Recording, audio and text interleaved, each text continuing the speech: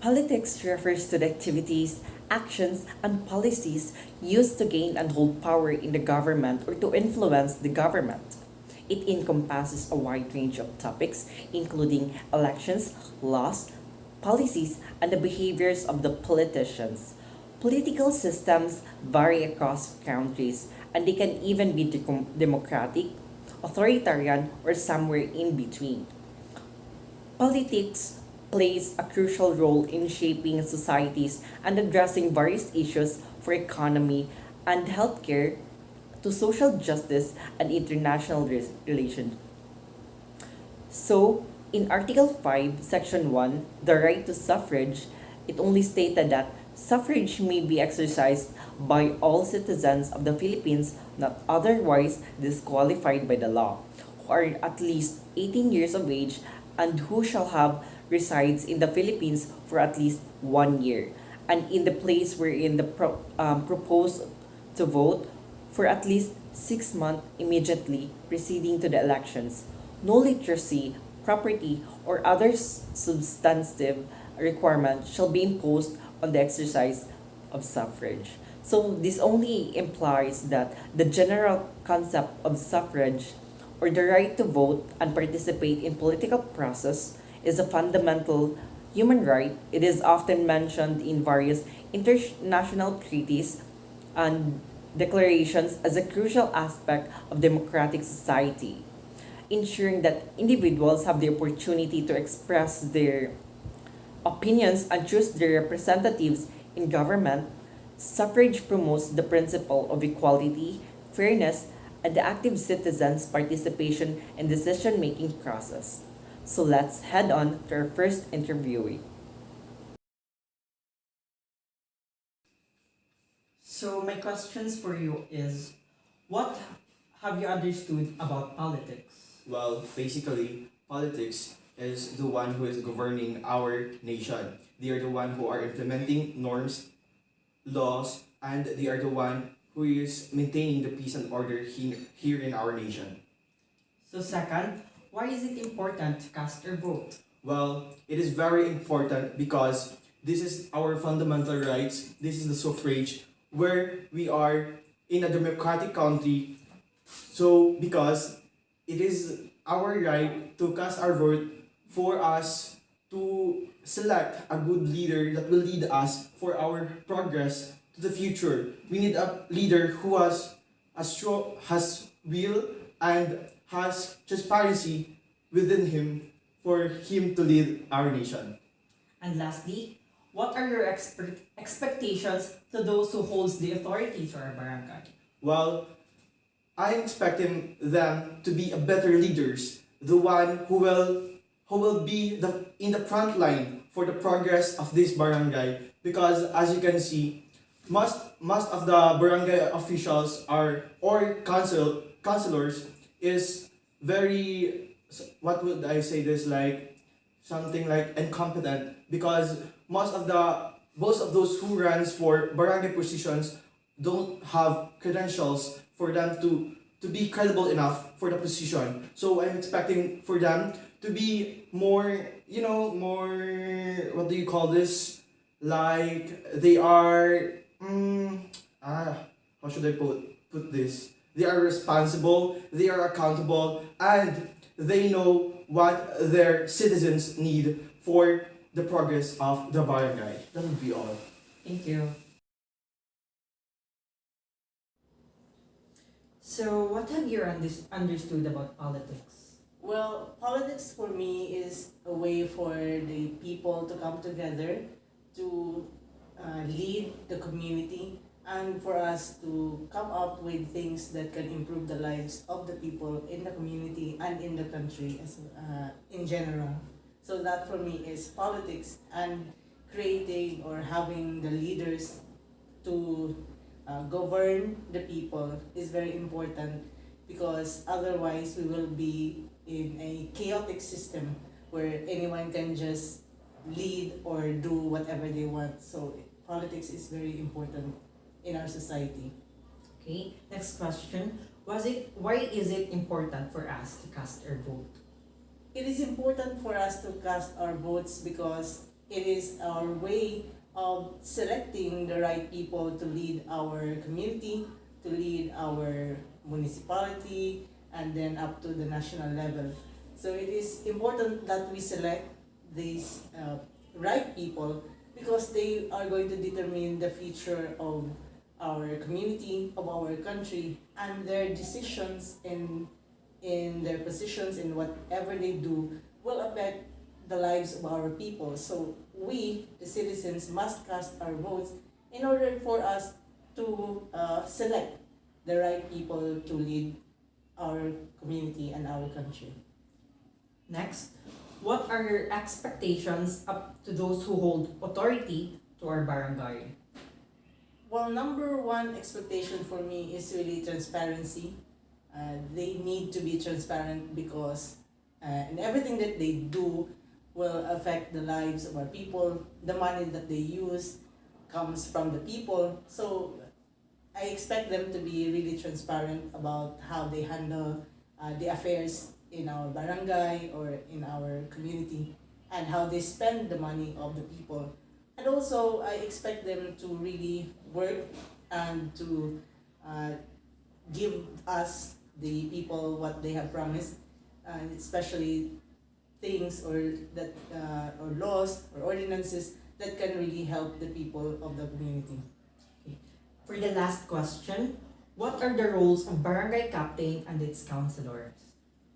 Well, the barangay captains are like the immediate leaders or the people who look after its barangay. So the barangay captain is of course the head of the barangay, and their job, along with the the barangay councilors, is to create laws or ordinances, maintain the order, peace and order in the barangay level, to come up with solutions to problems in the barangay, for example, like garbage collections or even coming up with street lighting or like that, clean up drives. So anything that is in the barangay level, anything to do with all those things that will affect the barangay.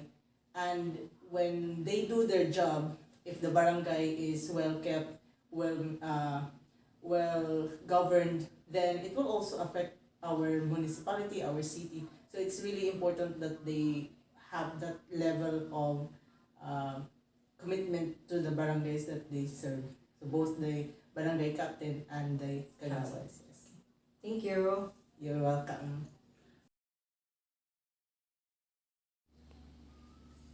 So what have you understood about politics? Well, when I was younger, I understood that people who intend to want to govern the community that they belong to try to compete with each other in the form of an election, and those who win gets the position that they were running for. But as I grew older, I realized that there's more to it than just governing or leading the society. Some people have personal intentions or agendas that they want to implement when they win the election, and that's basically what our politics right now in the Philippines. So why is it important for us to cast our votes? It's important for us to cast our votes so that we can contribute to the nation building and that we get to practice our right of suffrage, so that we can at least complain if the people who are governing our society are not doing their jobs, and at least we get to say what we want, compared to if we didn't actually participate in the election. Thank you. For the third question is, what are your expectations to those who holds the authority to our barangay? Well, after the election, I don't really get to see them or hear much from them. So I expect them to at least do the bare minimum of what their job is supposed to be. And I hope that they would at least for the next 3 years try to improve the lives of the citizens in the community. Okay. As for the last question, what can you say about those former elected officers here in our barangay? Well, for the past year, I haven't really noticed any major changes or developments in our barangay in Telaje specifically. But I guess since there's no bad um, events that happened in the past years, I guess they're doing what they were supposed to do. But I actually wanted more from them because the election got extended, right? And yet Yes. nothing really happened. It's just that lives here in Telaje are just the same or even a little bit worse than before. And for the longest time they were in position, I haven't really seen any major developments. Okay, thank you. Thank you. Magandang araw sa inyo, Ginang Andres. So, ang aking unang katanungan ay, ano ba ang natutunan mo tungkol sa politika? Yung natutunan ko tungkol sa politika, para sa akin, pagkaintindi ko, ay may kinalaman ito tungkol sa mamamayan kung saan ito ay tumutukoy sa isang desisyon or pagpapasya tungkol sa antas ng pandaigdigan, sibiko, at individual. Sa pangalawang katanungan, bakit mahalaga ang ating boto? Napakahalaga talaga ng boto ng isang mamamayan sapagkat kailangan nating mamili ng mga taong karapat-dapat na manunungkulan sa ating bayan or kay sa ating lipunan upang magpapatupad ng mga batas na kung saan ito yung susundin ng mga tao para sa ikakaunlad ng ating lipunan. At sa panghuli, ano ang inaasahan ng mga humahawak na nanungkulan sa ating barangay? Ang inaasahan ko sa mga taong humahawak kay mga taong nanunungkulan o kaya yung mga taong meron silang kapangyarihan sa pagdidesisyon, lalo na sa pagpapatupad ng mga batas na kailangan ipapatupad ay kailangan nila talagang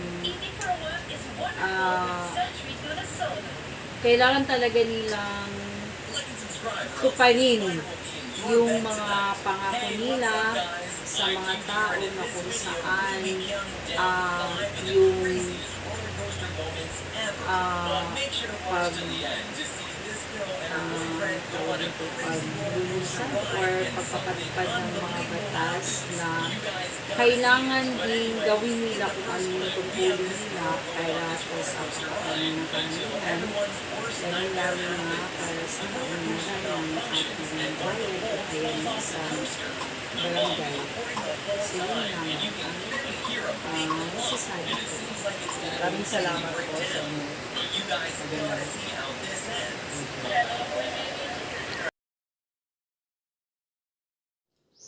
So good afternoon, ma'am. So I will ask you about politics. So number one, what have you understood about politics? So politics is a set of activities that are associated with making decisions in a certain group. Thank you. As for the second question, why is it important to cast our vote?